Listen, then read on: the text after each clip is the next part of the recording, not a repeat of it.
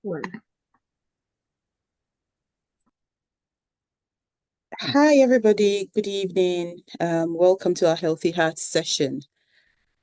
Christmas is just around the corner, a few days to Christmas. And as always, we prepare to enjoy, eat all sorts of foods, have treats, spend time with family, among others. I think we've decided to make this some sort of a tradition whereby the last session, we use it to just remind ourselves on how we can have a healthy festive season. Just talking about the things we talk all the time, but providing practical tips and then reminding ourselves on how we can continue to stay on track whilst we enjoy the festive season. Now, to start today's session, I've invited colleagues of mine, people that most of you would have seen here a number of times, for us to have a reflective session.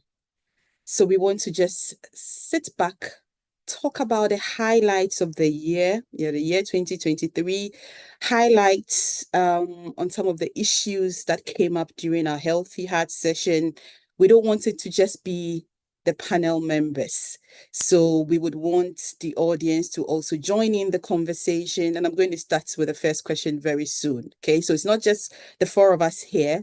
We want people to join us in the discussion. Tell us what your highlights were for the year. We are talking about nutrition and lifestyle issues. Tell us what is it that was the most interesting thing, the most challenging thing. Let's have a discussion before we remind ourselves on, how we can have a healthy festive season. And then towards the end, I would urge everyone to tell us what they want to hear from us in the coming year. As we plan for 2024, tell us what is it that you want us to focus on Healthy Hearts? What are the topics? Is there a particular program? How do you want us to support you?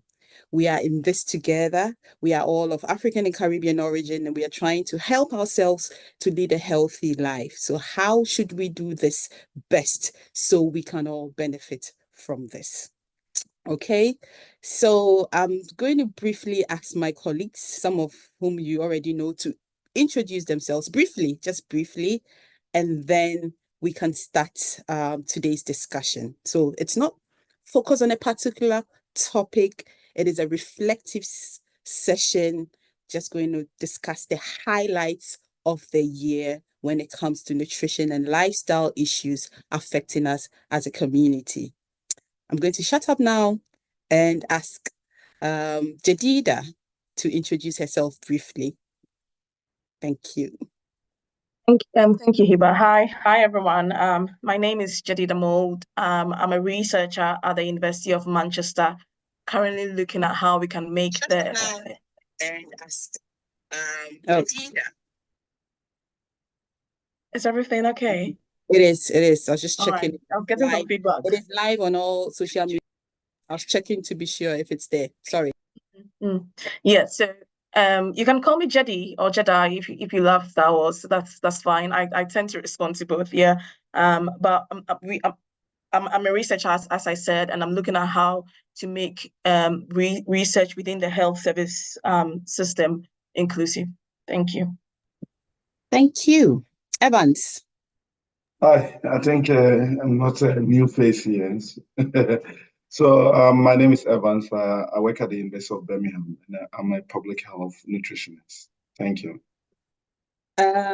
Robert.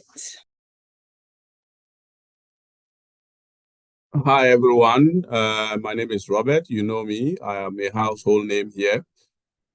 Sorry that I'm wearing masks because I have COVID symptoms and I want to protect the family from getting, so I cough around, and so I need to cover my my nose and mouth so that I don't spread the germs.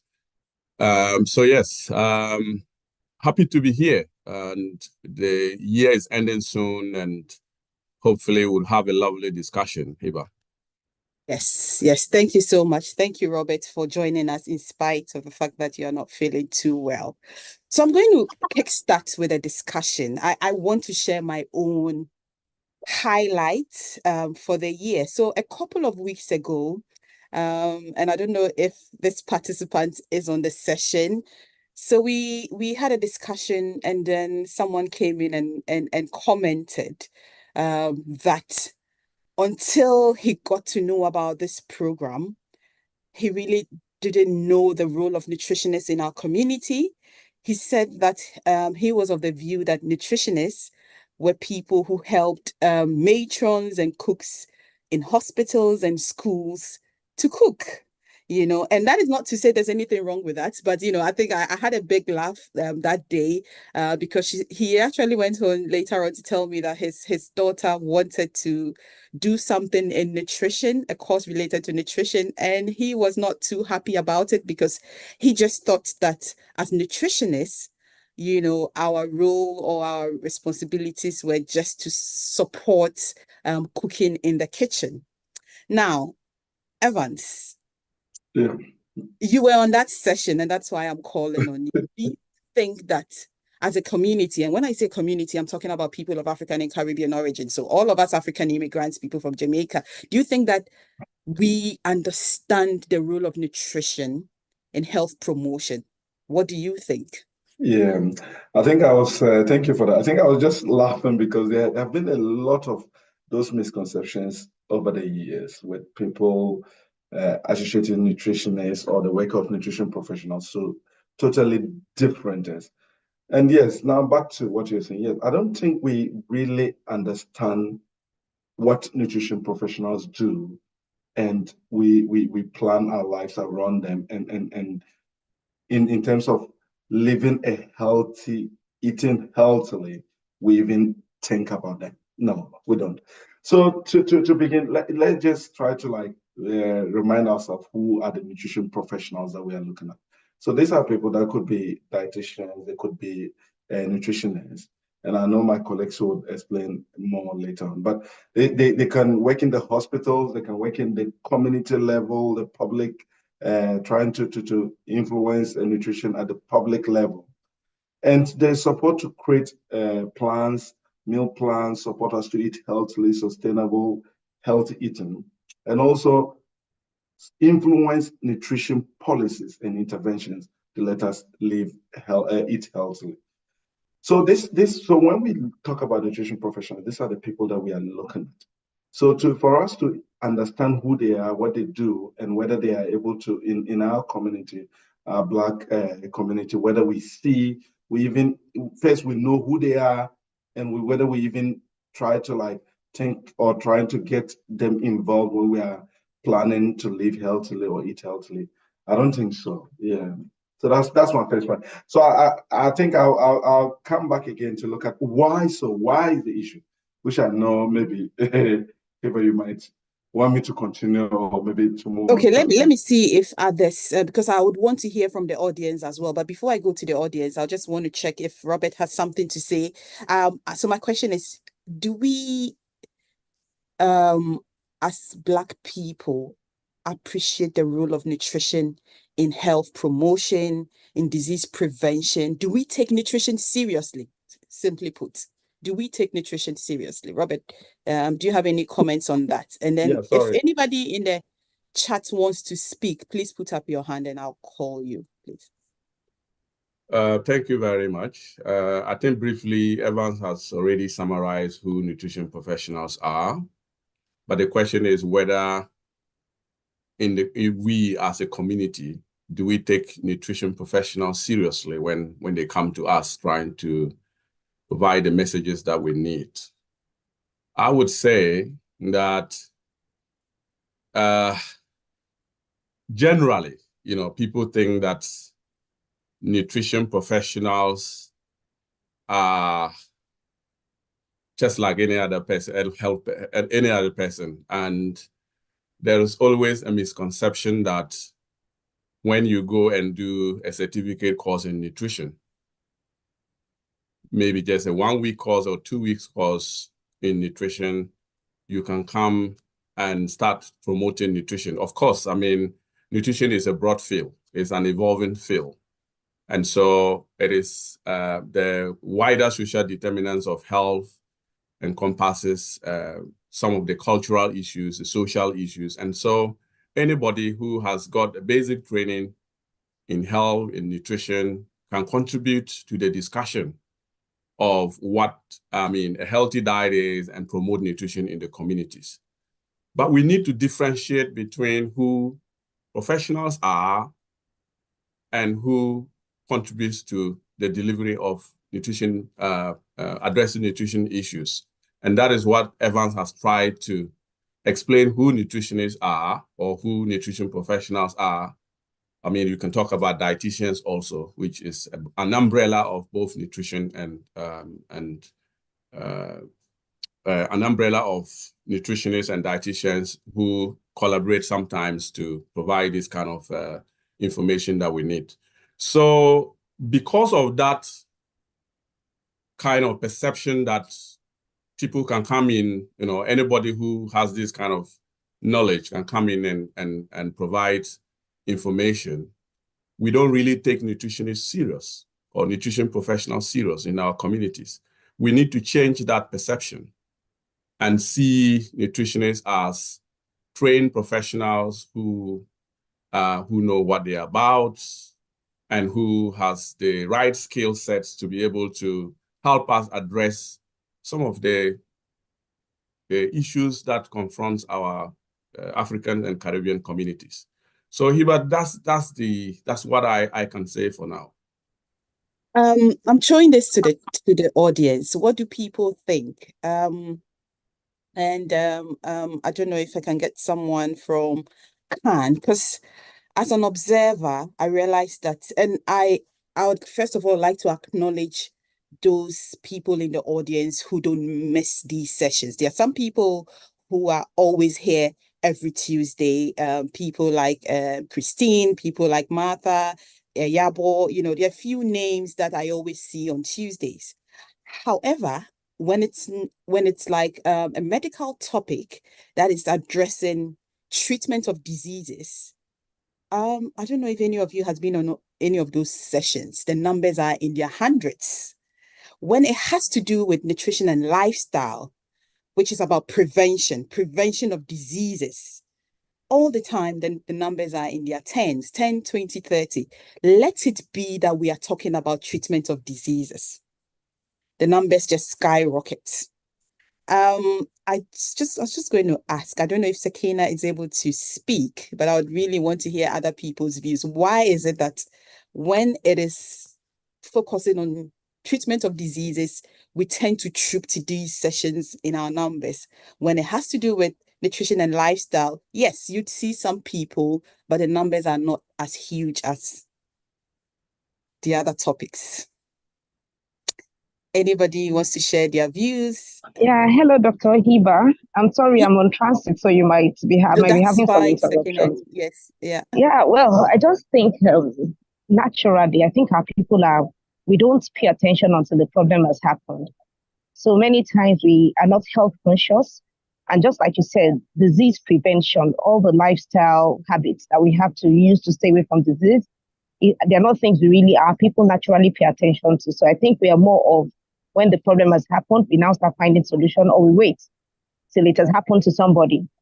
So then, the issue of nutrition is something many people might not really want to hear, because everybody believes we eat, but we are not conscious about what do we eat, how do we eat, when do we eat. So I think, I'll really give, this is the last session for this year. I really want to say a big thank you and shout out to all the panelists and all those that have stood by from the beginning of the year till now. On behalf of CAN, we are saying a big thank you to all of you. I might be speaking later on. I'm on transit, so I'll be talking later. Thank you. Thank you, Sakina. Thank you. I think you make a very good point that, most of us want to wait till there's a problem before we do something about it. Christine, did you have your hand up? Yes. Did you want to speak? Let's see if we can unmute you. Nina, are you able to unmute Christine for me? Ask to unmute. I'd really want to hear from the audience. Yes, I think you should be able to. Can you hear me now? Yes, we can hear you now. Yes. Good evening, all panel. I have to thank thank you very much for all you have been doing. I really appreciate. And then most of the time, I try to make time to come and listen. You do. Well, when we talk about nutrition, one of the reasons why I'm particularly not interested in that is I don't want to lose weight. I'm already slim and I eat healthily. But now I just come to realize that there are some issue with me that I have reaction to certain food, and I've been trying to keep, how to keep how to keep a form so that I want to see when I ate something yesterday, how I felt today, or sort of. That is what I'm very much interested in, because as I said, when they talk about diet, I say, oh well, I don't want to diet. I'm already of a nice weight. Yeah. So that's one of my reasons. If I don't, if we can enlighten me more about that. Okay. Thank you, Christine, for sharing that. You've introduced us to one of the things I really want to talk about, misinformation out there. So, Robert, you do hear that Christine says that, she has a good weight. She's not trying to lose weight. So when she thinks about nutrition, she's thinking about dieting. She thinks that, she's meant to lose weight and she's not looking to lose weight. This is part of the misinformation we have out there, and you would all bear with me that there's a lot of misinformation out there. Robert, what do you think is causing this? Why do we have a lot of misinformation out there? I mean, as much as we try to have these sessions, there's a lot. You go to social media and people are saying things that has no evidence, scientific evidence to back. Why do we have this happening? You're on mute, Robert. Sorry. Before I move to that, I think let me add a little bit about why nutritionists or nutrition professionals are not taken seriously in our communities. And I think one of them is what our colleague Christine just said. I mean, I think we have come to, the public has come to view when we are educating people on healthy diet as something that if you are fat, then you should be interested in it to lose weight.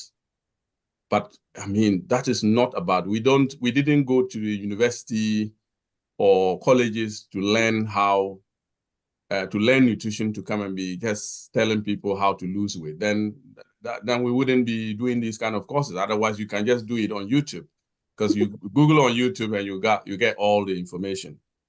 So let me go back to why we are not taken seriously. Traditionally, the hospital has been seen as the home for seeking health. I mean, if you are sick, the only place that you get help is the hospital. And it was not until recently that many countries are beginning to have not even dietitians, playing a role in the hospital in treating patients. It has always been medical doctors. Sorry. Somebody's trying to call me.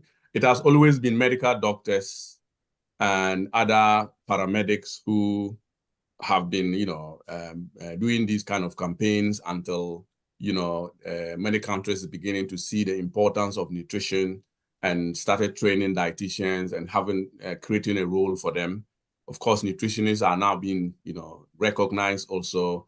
And we have the UK body that is, regulating the training of nutrition. So because of that, we are now beginning to see, these professionals working in the hospitals and so forth and so on. Otherwise, the person in the community even if it is a physiotherapist that is telling them about nutrition, they will believe them to a nutritionist who has had the training. So this has been the what has been going on. So we thank God that due to the increasing prevalence of non-communicable diseases, I mean diseases that are chronic diseases that is associated with diet, our lifestyle, lack of physical activity, and all that, is now beginning to see people seeing the importance of healthy diets and how the nutritionist can help them prevent themselves or address these issues. So I go back to then the question that you asked: why is there misinformation in the community? So much information in the misinformation. I guess you are talking about misinformation in terms of nutrition information. Information that is sent out.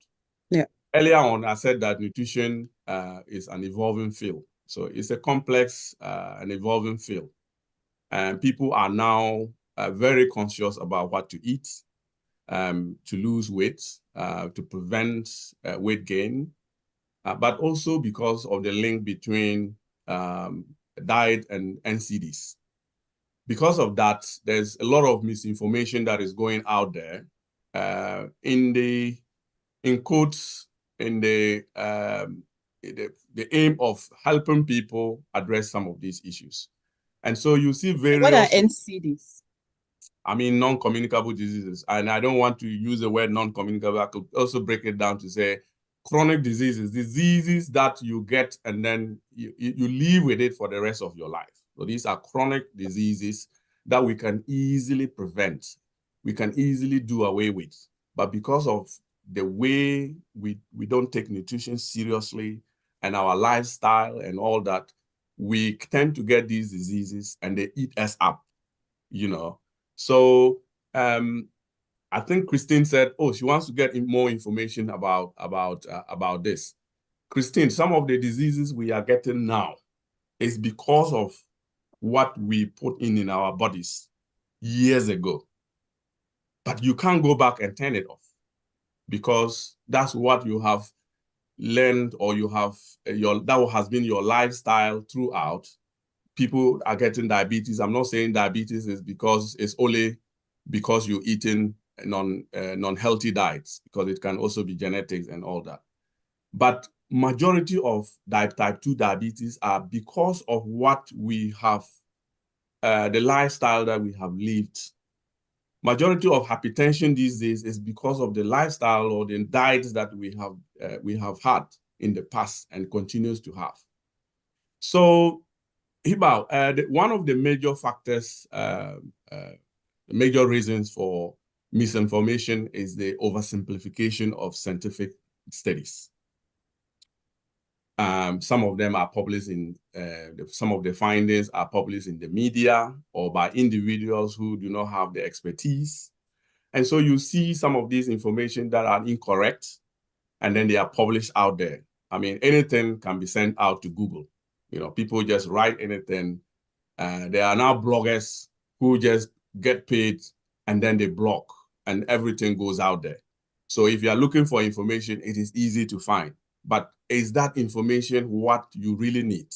See, so that is something that, I can touch on later on. And that bad news or incorrect information sells. If you go to TikTok now, if you post what we are discussing now on TikTok, I can tell you that within the next 1 month, you only have about 5 likes. But if the information that we are discussing now is packaged in the incorrect way, we are going to get over 1,000 or millions of likes. That is the trend these days. So because of that, it is very difficult to really identify what is the correct information and what is bad, what is good information and what is bad information. Now, one additional reasons why we have this information is because of the influence of commercial interest. Fat diets. I mean, fats in not as in FAT, but FAD. FAD, fat diets. So basically, fat diets are trending dietary patterns that are known to be a quick fix for long-term problems. Okay, so and you have them advertised in our TV sets, especially for kids. They just say, when you give your kids this, they either grow this way, they have this intellectual, their brains are going to be developed this way, and people believe these informations. And I mean, they are allowed to even be advertised in our televisions and radio stations. And I sometimes wonder whether, is it because we don't have a nutrition body that is supposed to be regulating these things? You see. So these are the reasons, Hibbah, why we have these informations. And of course, you have social media now. Anybody can post anything. Anybody can spread anything. And if you go back to 2020, when the COVID came, nutrition was becoming, something even better. People were beginning to appreciate nutrition. And because of that, there were a lot of people who just go on internet and, put things together and share it, that do this and then you will not have COVID. Do this and your COVID will be gone. So these are some of the things, Hibbah, and I can come back and talk more if you want me, because there are others who are here to also say something. Yeah. Okay. Hibbah, I just wanted to say that I totally agree with Robert. So now a trend is bloggers creating YouTube channels or social media platforms to get money, because the higher your followers, subscriptions, and viewers, the higher the amount of money you get. So people use clickbait because they have the clout, they have the following, and the clickbait they are when they use you see an obese figure before and after. And this generation is a generation that likes quick results. They don't want gradual and sustainable, processes and methods, and that will lead to, sustainable results. And so when they see the before and the after on that social, and that is what will be, that is what will be on the YouTube, that's what will be on the picture there. So when they see the before and the after, they're like, oh, this is really good. And because in this generation, a lot of us want quick results, they'll just be tempted to go and watch. Yes. And as you watch, they are clickbait. They've got the clout. They've got 2 million followers, and they have people saying, oh, it's really worked. Sometimes they buy these comments, and you go in the comment section and you see, oh, this is really working. I have to try this. And you go and it's like by word of mouth, you keep spreading it to your friends and everyone, but we really have to be careful about this information out there. Just Thank wanted you, to add Jenny. that. And so rather than people coming to listen to Healthy Hats, where we would tell people, eat in moderation and cut down on this, and then where we don't really have evidence to show that you can lose 50 kilograms in 3 months, then they would prefer to go and see, watch or listen to these social media celebrities who tell you you can lose 20 kilos in 1 week. Okay, Honorable Kweku Boateng, please unmute yourself. I'd like to hear your contribution. Good. Yes. Thank you very much for this good opportunity. Unfortunately, I didn't come on time. Yes. But when I came in, the last speaker was talking about the dietary and nutrition are not being taken serious. It really pained me. See? But what I can see is that maybe it's out of ignoramus. People are very ignorant. And we need to create that awareness. So we need to create that awareness, because I see nutrition, dietistry. Is that how they say it? They pronounce it dietistry. Dietetics is the discipline, and then dietitian is a professional. Okay, so the two. Okay. They're very, very important. Very, very, very, very important. It is life, you see. Now, when one is not feeling well and goes to the hospital, you are referred to the doctor. Order the doctor look into your eyes, use the torchlight, look into the eyes again, and then maybe refer to the laboratory. Then after that, he gives you a prescription. They even don't ask you what you eat, where you sleep, the environment, what goes inside you. But for me, I know that it is what goes inside us that makes us who we are. It can make you ill, it can make you strong. So therefore, it is very, very important. I would suggest that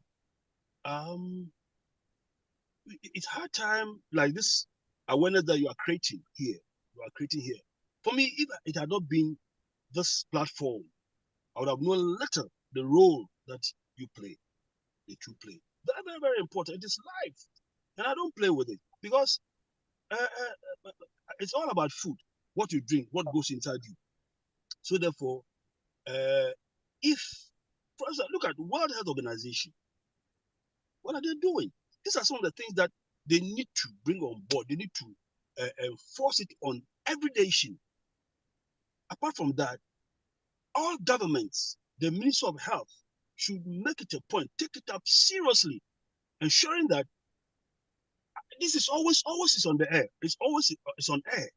They are talking about it.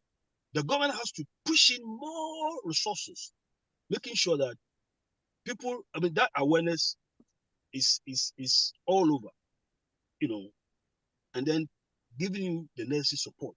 Other than that, I'm telling you, people will keep on falling sick, and the order they given to them are prescriptions, So I would also urge you, I know this is the beginning, this particular platform is the beginning. If you could, organize your people here and there, and then push some papers, letters, to some identifiable organizations that would also propagate the purposes for which nutrition and dietetics. Exactly. See, this is what we need to do.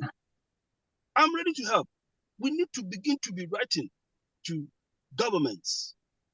We need to be writing to the government, making them aware of the role, the essence, the importance of these two important bodies to our health.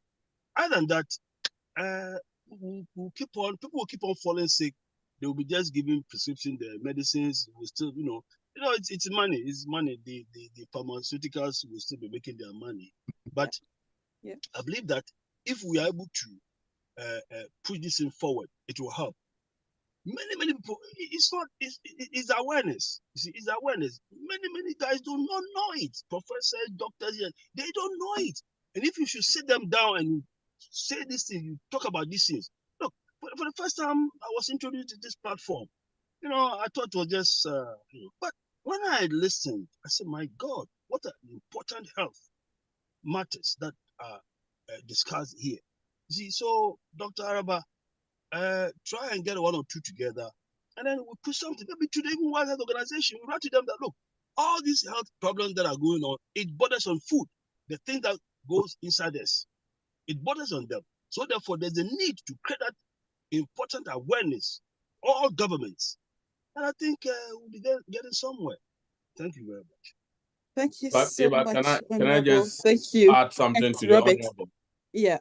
Yeah, honorable, thank you very much. I didn't know that you've been joining these sessions. I think Hibbah said it one time that you joined, so I didn't know that you've been joining every. So thank you very much, because if we have people like you who are beginning to appreciate what nutrition professionals can do to help us.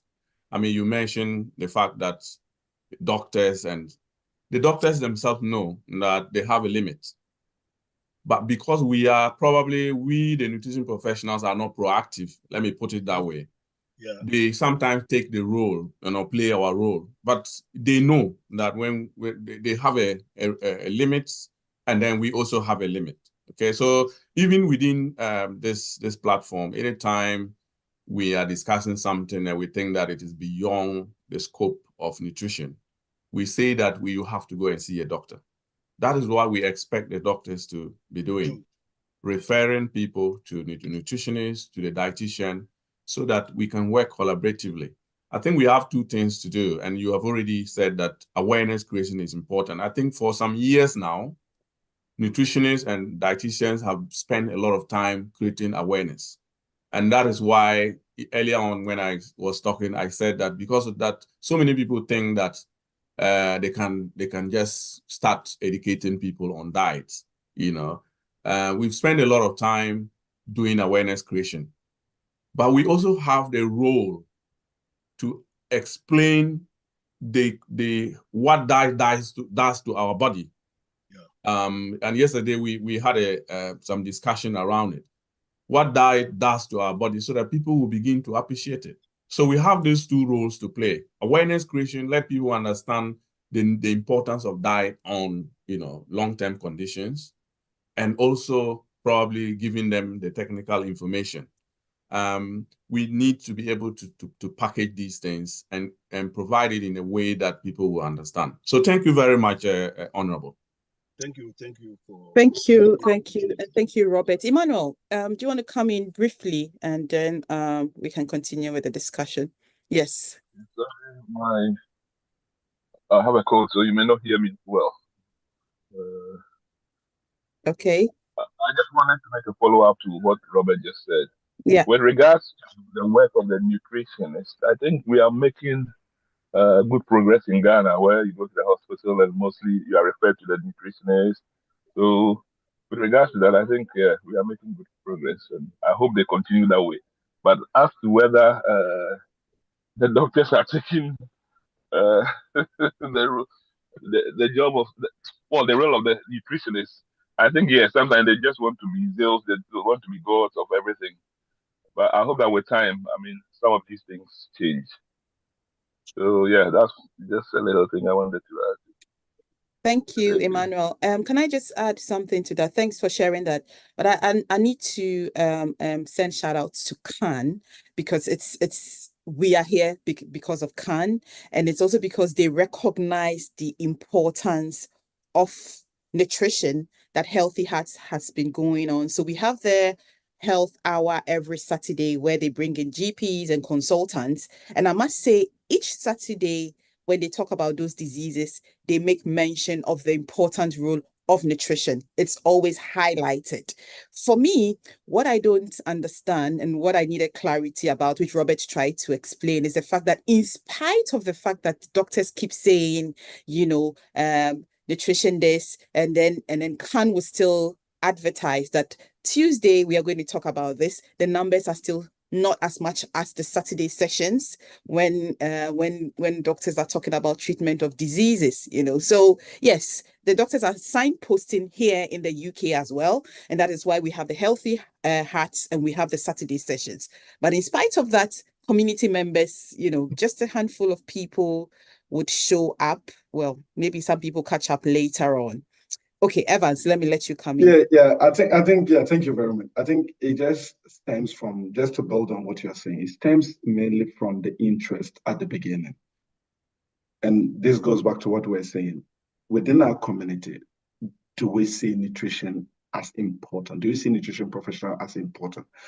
And it's good that you have given shout outs to Khan, but to emphasize even on Khan, it's not only that, but having to get nutritionists or nutrition professionals that would deliver tailored nutrition education to the community. Because one of the biggest things that kept a lot of people off, or put people off when it comes to nutrition education, is when the education is not tailored to you. For example, if I come to you and you're talking about mince pie, you're talking about things, you're talking about diets I've never even heard about. I don't even know what they are about. And you're telling me how I can eat them in moderation and all that.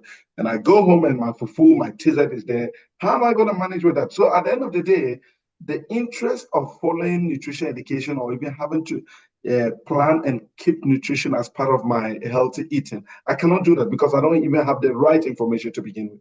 So but Evans, that's why we've been doing these sessions. So these sessions are meant to be tailored to us as a community, as Black Africans, as Caribbean people. Yes. So we need more of that. So that is where it is coming from. So at the beginning, this wasn't there. And that is why, as I said, it kept people off. So this is good. Khan has come with a tailored form of this. We need that. And we need even more of our Black community to be in this profession, to be able to deliver.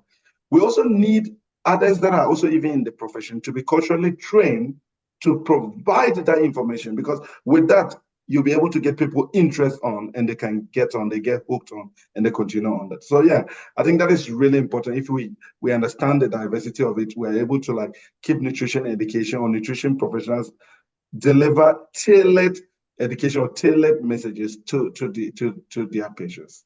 Yeah. So that's just what I wanted to add. Hibbah, I'm talking too much, but let me just say one thing. Okay. I think earlier, I mean, just adding to what everyone said, and earlier on I said that I don't think there is no interest per se, even though we said that they are not taking us serious, which is true. But it will take us time to really let people know that this is what they need to embrace. And I said that traditionally, you know, the medical field, like doctors and nurses and paramedics, are the ones that deal with patients, that deals with people. So if you hear that a doctor is saying something, even if they are saying nutrition, that they don't even know, you know, what they are talking about. It's not all doctors who do not know what nutrition, what to talk about nutrition, but a lot of them have learned, have gone to do courses in nutrition, and they can really, really communicate nutrition well. But there are some that really also do not have the nutrition literacy to communicate. So it will take us time to be able to break this barrier or this gap. So I think we should continue doing what we are doing. Emmanuel said that in Ghana, there's now referral system. You know, that is because we now have the Ghana Nutrition and Dietetics Association, which is now regulated by the, I think, Allied Health Professional Council.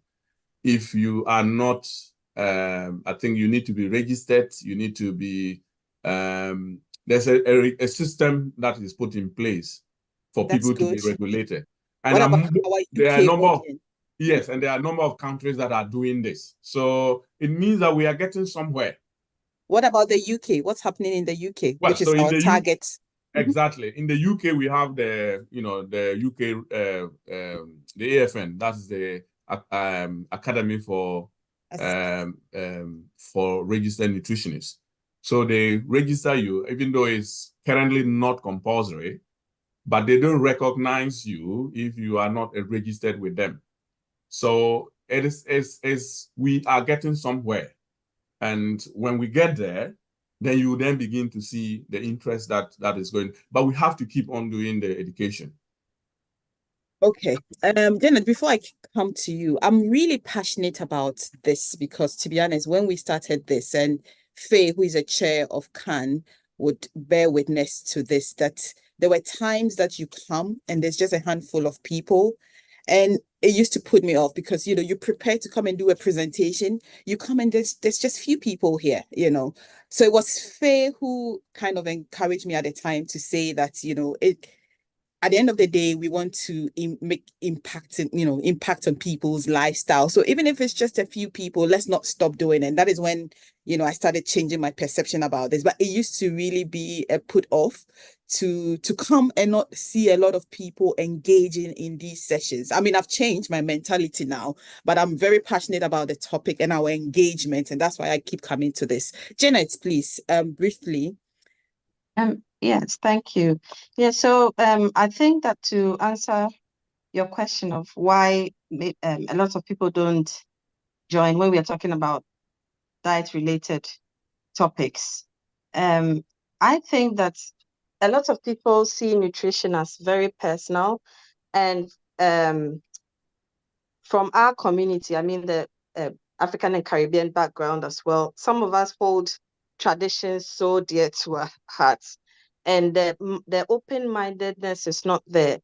Some people think that, oh, this is what my parents were eating, and this is what I'm eating. They lived long, and that's why I want to continue to eat, because they think that when we talk about nutrition, it's just about what you eat.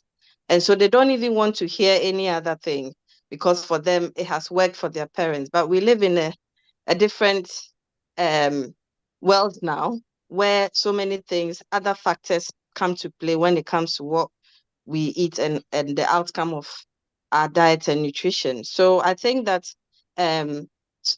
topics that talk about other things as well can really sustain that interest for other people. For instance, there was a topic that was discussed about how food affects the skin, and it had really nothing to do with, oh, don't eat this or don't eat that, but the information was put out there. So I think that all of us have a role to play in spreading the word, that so that people can come and access authentic information from platforms like this. So let's not just keep it to ourselves, but if we can keep sharing until a lot more people get to know that your nutrition is very important, such platforms are also very important, rather than they going to social media to get that information. I think that will make a headway, but continue doing what you're doing. It's really helpful. Thank you, Janet. Thank Okay. you. Someone keeps sending me messages to remind me about time, Evans. So, Emmanuel, I'll come back to you, but can I just throw this question out there? Maybe I'll start with Jedidah. We are constantly talking about how we can adopt healthy lifestyle behaviors. You know, that's one of the things we are trying to achieve, sustainable lifestyle behaviors. We've talked about this before. Can you briefly remind us about the barriers? Why are we still struggling as a community to adopt sustainable lifestyle behaviors? When I'm talking about diet, I'm talking about physical activity. Yes. Thank you, Hibbah. So I think it was this year, wasn't it? So to recap it, to recap what we said, the WHO, or the World Health Organization, defines a healthy lifestyle as a way of living that lowers the risk of being seriously ill or dying early. Now, living a healthy lifestyle is influenced by many factors. It can be physiological, biochemical, social, or amongst others. However, majority of us on this call, or all of us are on this call, are from African and Caribbean origins. Yeah. And so I'm going to concentrate on the sociocultural factors, which we can do something about, because something like cost of living, it takes policy, changes like that. So I'm going to concentrate on sociocultural factors this evening, just 3 major sociocultural factors.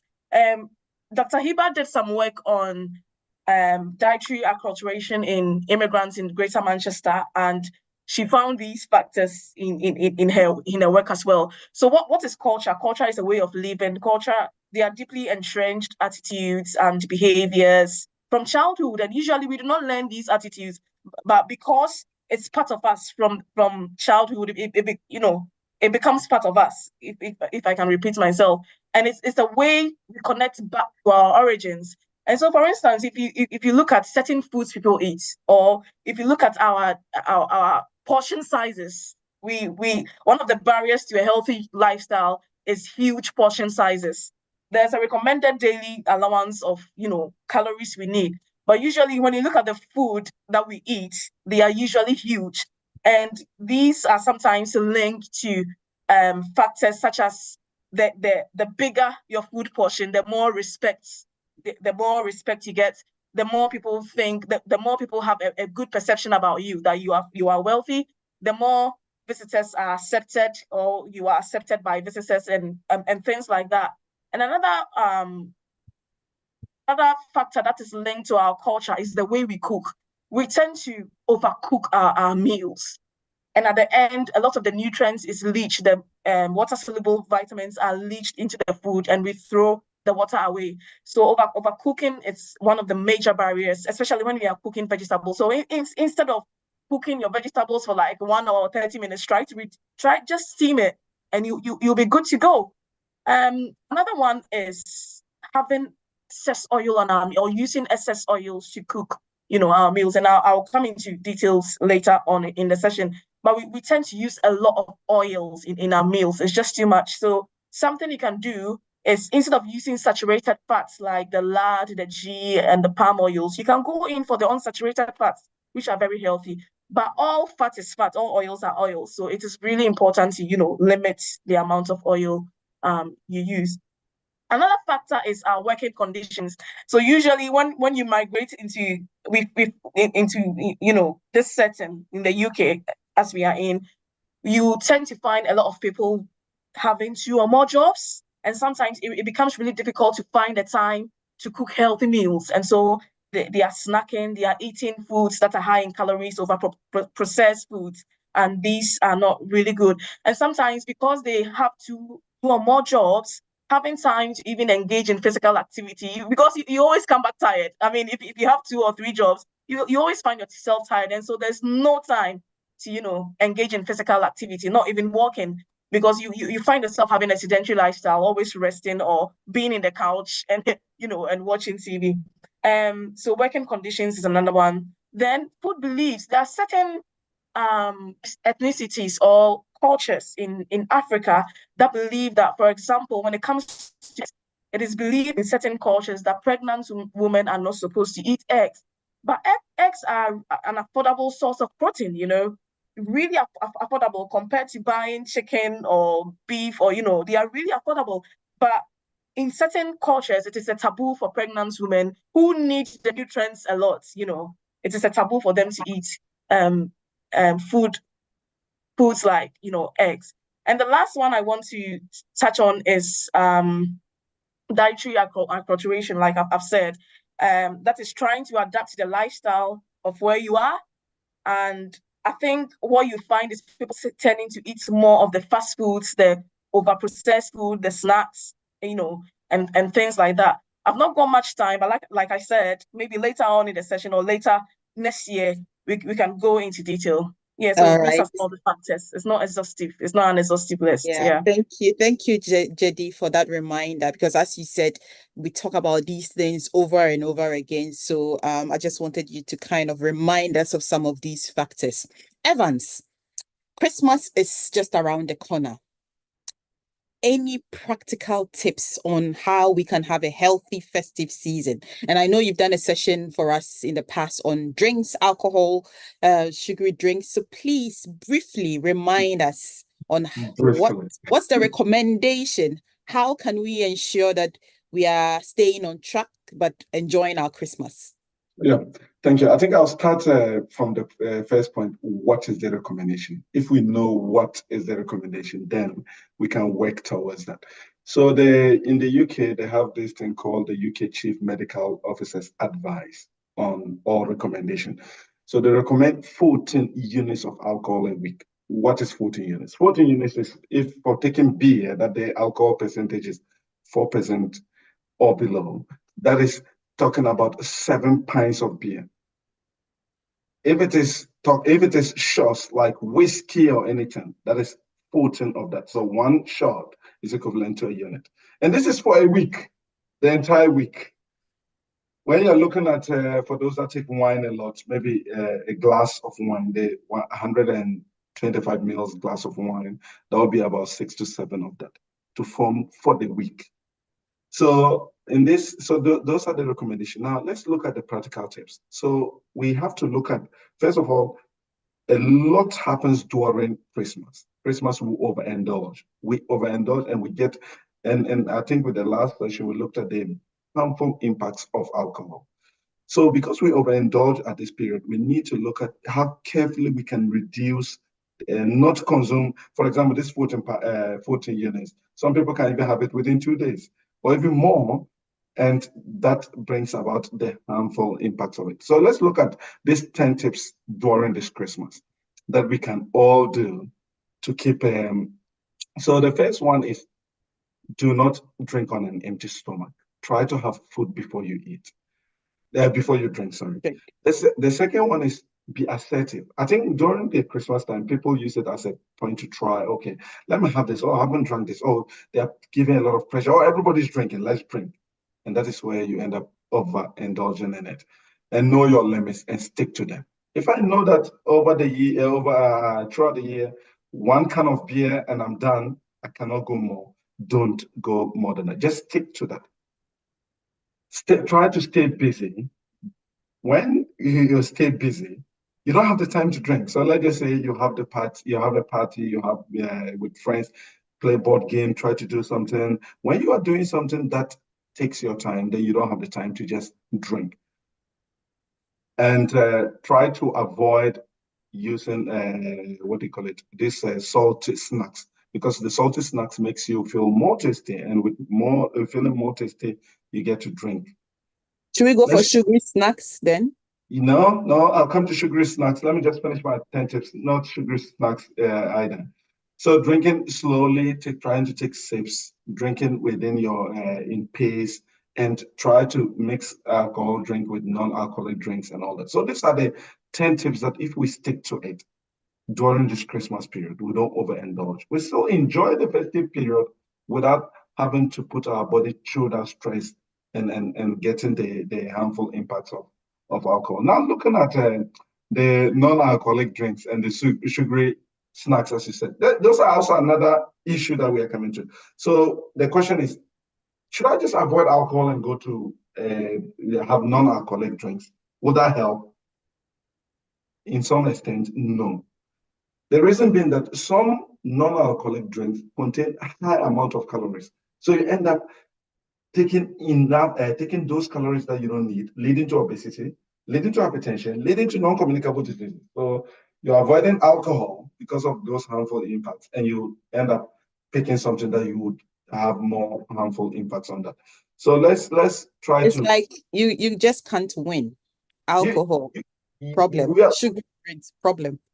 I'm listening. Yeah, so the point is the moderation. So if you're the one who cannot do with the alcoholic drinks, try to keep to the recommendation of the 14 units a week, not at a certain. When it comes to non-alcoholic drinks, try to reduce mostly the sugar and the calorie is in the fizzy drinks. Try to cut it out. Try to limit it very significantly.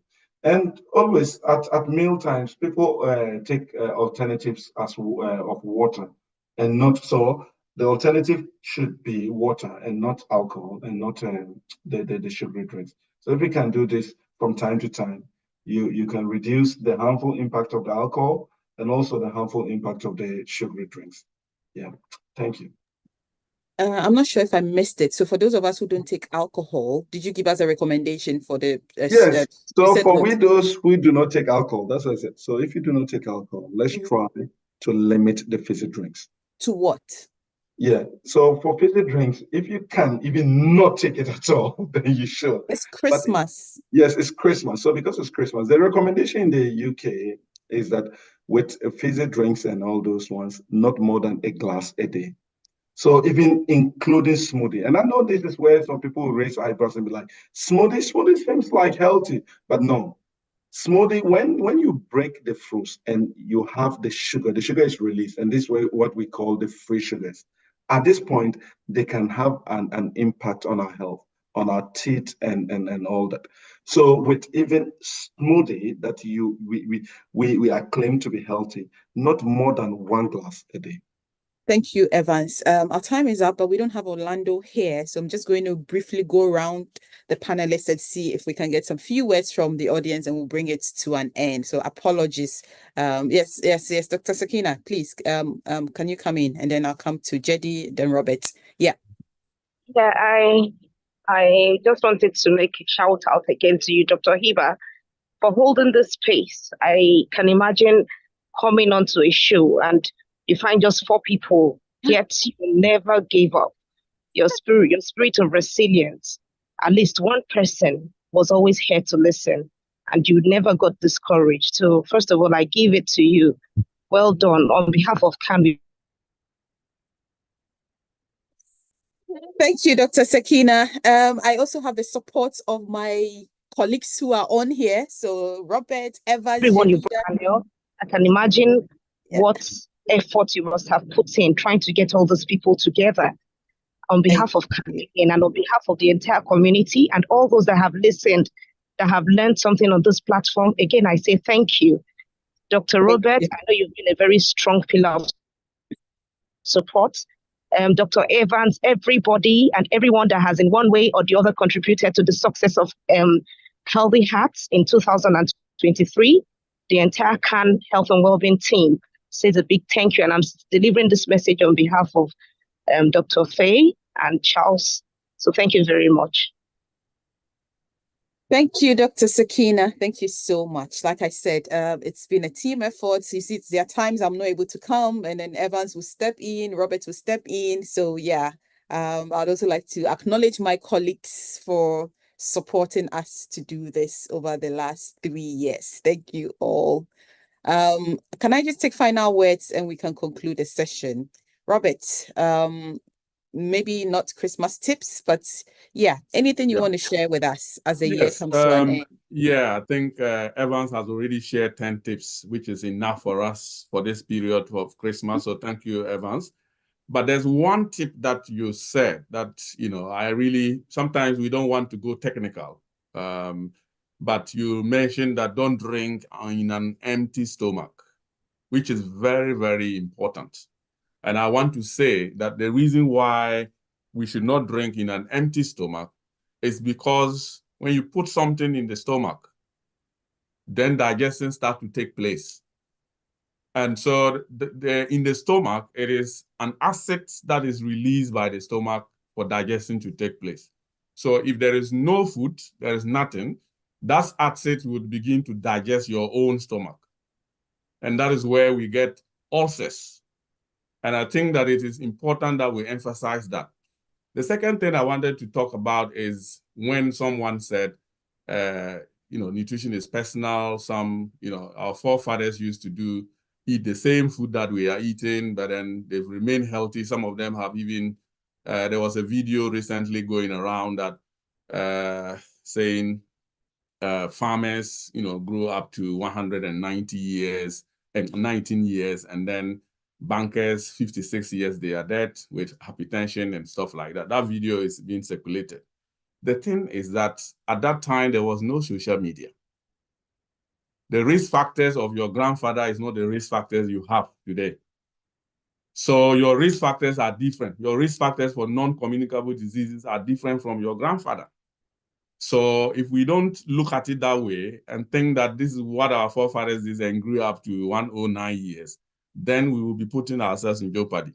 And we know that the black skin is already susceptible to some of these problems. I don't know why. We are still researching, but these are the things. So please, let's grow to, let's abide by some of these things, and then we'll be able to live longer and bring our children to be responsible and stuff like that. So I think, Hibbah, that's just what I wanted to add. Thank you, Robert. Jedi, any final words, please? Yes, I just want to talk about well-being during the festive season. So we're talking about nutrition and diet.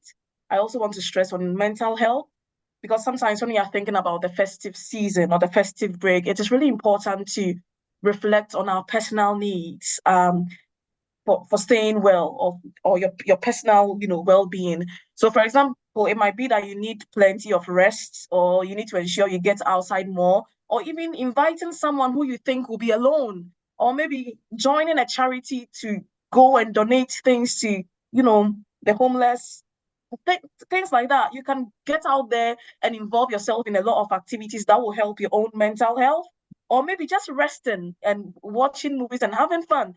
So it's really important to have some you time, because Christmas can make you feel pressurized and pulled in, different directions and different ways. This is inviting you, there's a work party, come out. You can be pulled in so many directions, but have a think and reflect on your personal needs as well, and how you can give back to the community. I think this is very important. Yeah. Thank you, Jedi. Can I just ask the audience, anyone wants to share anything? Last opportunity for anyone to share their thoughts, reflection, anything before we bring this session to an end. Evans, you want to come back? But just quickly, I just wanted to add something about the misinformation we spoke about, and how to find the right information. Yeah. So during this festive period, there will be sharing of messages from one place to the other. Sometimes we just receive a message and we forward it to all contacts and all that. So I'll say we have to, first of all, be careful of what we share, what we pass on to our family, what we pass on to our friends, because some of those messages are not from they're not from experts. They're not also from, they're just from, as we mentioned earlier, from a blogger who just saw somewhere, or from a funder who wants to get something through to buy their product. So let's be careful when we are passing this. And accessing the right nutrition information or health information, let's try to go to look at the recognized bodies. Mostly when there's anything that I don't understand, just type the right NHS at the end. NHS will have, on the NHS website, they would have explained what to do and what not to do. That is a body that you can trust. So let's look at those kind of well-recognized bodies, the government bodies that we can rely with information like that. So let's verify before sharing it. It's not everything that we receive that we pass on. Yeah, that's all that I had to add. Or if you're still in doubt and you know some of us within the community, you can share. Some of us are on a platform together. You can send it to some of us within the community just to hear our thoughts on this as well. Emmanuel, I saw your hand was up. Briefly, if you can come. Yeah, I think the role of the nutritionist, at least in Ghana, is a bit more formalized than the role of the physical activity expert, where we have a lot of sports of fitness enthusiasts killing people here and there. So you guys are a bit more advanced compared to us, and I wish we could do something similar to, even though, yes, we are doing what we can in terms of educating people, but I think we have a long way to go. So nutritionists and dietetics Dietitians. Those who do dietetics, right? Okay. Yeah. I think you are far more advanced and you should be proud of yourself, at least in Ghana. That's what I want to say. Yeah, but see, Emmanuel, but that's why we need to even be working together. That's why you have Orlando, who ends the session with physical activity. I think for us, we've never talked about nutrition whatever activity, because whatever you eat, you have to, whatever you eat, you have to burn the extra calories away. And if you don't do that, then we are even telling you, okay, this is the recommended. And I mean, even with that, you still need to burn some calories away. So we need to work together. Yeah. Oh, definitely. Yeah. Definitely. So that's how come I find myself on your platform. Yeah, thank you. Thank you, Emmanuel. I've just seen some questions that have just come in. I'm just going to read them out. How can individuals balance traditional cultural foods with nutritional choices to ensure a healthy and enjoyable festive season, as discussed in the Healthy Hearts lesson on nutrition with a cultural lens? In what ways do the guest speakers envision incorporating cultural reflections into nutrition advice for the year 2023, and how might this impact overall health? We have a 10-minute video, but we are not going to play because our time is up. Nina, if this was from YouTube, are you able to just paste the link there? Because we did a video that kind of answers this question on how we can have a healthy festive session, with a cultural lens. Yes, just paste that. And I hope this would address the person's questions. Okay, so if we don't have any more comments from the chat, from the audience, then I would also like to say a huge thank you to everyone, particularly to some people who have always joined us, committing your Tuesday evenings to join these sessions. It's not an easy thing. So thank you so much. You motivate us to always come here and continue doing this program. We want to hear your thoughts. Please get in touch with Khan. You have all the social media handles. Send us messages. Tell us what you want us to do for, I don't want to say you, for us all. What should we do? How best can we support ourselves as a community? Some people have indicated that they want us to have another Sahara TLC intervention where we monitor each other's meals, we monitor each other's lifestyle, we do a challenge together. If that's what people want, please let us know. Send a message to the Khan emails and social media handles. Let us know your thoughts on how you want next year to go, because we want this program to benefit all of us. We don't want to just keep talking, and then, it's not reflected in our behaviors. We want to see change. So how can we support ourselves so we can make those sustainable lifestyle choices or changes? I was going to ask people to share some of the changes they've made. We don't have enough time. Something that I'm very proud of myself is that I started running this year. And yes, I've shared this before and I'm really proud about it. I want to continue. I'm trying to get the people on here, the panel members, to join me for the year 2024. So that's going to be something I'm going to be updating you on. All of them are going to join me for us to start running. So I hope as we end the year, we are all going to start thinking about new lifestyle behaviors we want to adopt in the coming year. So on this note, I would like to say once again, I can't thank you enough. So thank you. I hope everyone has an enjoyable and a restful festive season. And I hope that we can all come back next year still looking healthy, fresh, to continue the year and continue these discussions. Thank you, everybody. We are not having Orlando today, so we're going to end the session now and see you next year. Look out for the topics for the coming year on the social media handles. Have a good evening, everybody. Thank you. Thank you. Good night. Merry Christmas. Bye.